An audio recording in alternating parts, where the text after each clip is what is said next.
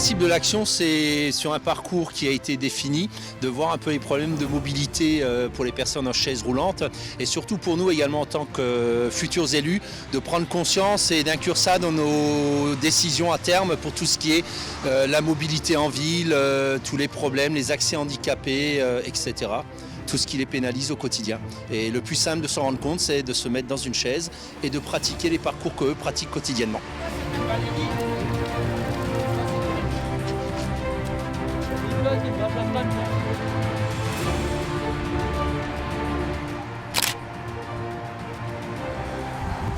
Et là, on va éviter le 2. Tu vois là, ça, hop, tu vois là, hop.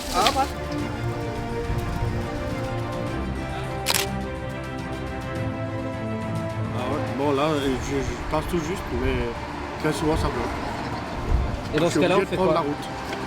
Et on se fait klaxonner parce qu'on est sur la route.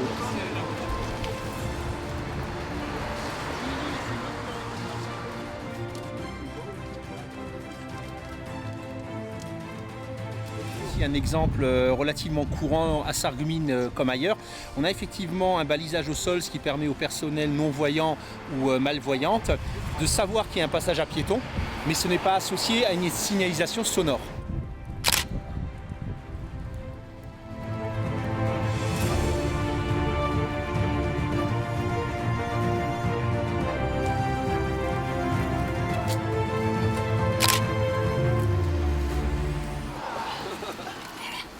Et la moindre petite montée, c'est horrible.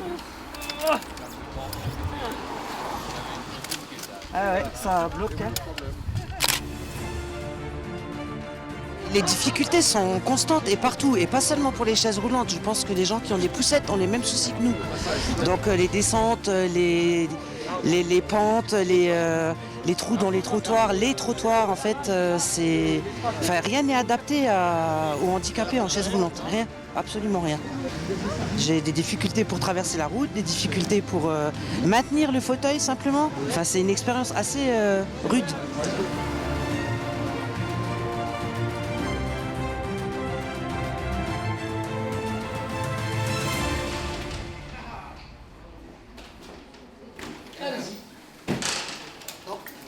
En chaise, on ne peut pas entrer si personne ne nous ouvre la porte.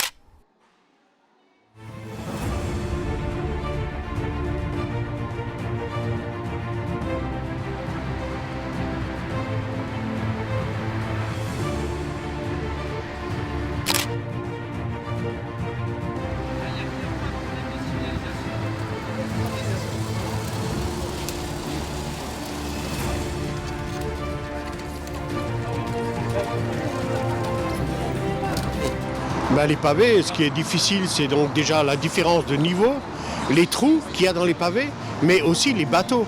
Parce que les bateaux, il y en a des très très mauvais, il y en a qui ne sont même pas faits.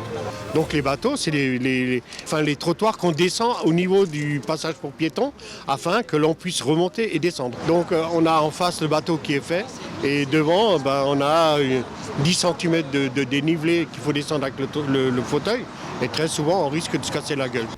Moi j'ai peur. Hein. Non, n'aie pas peur.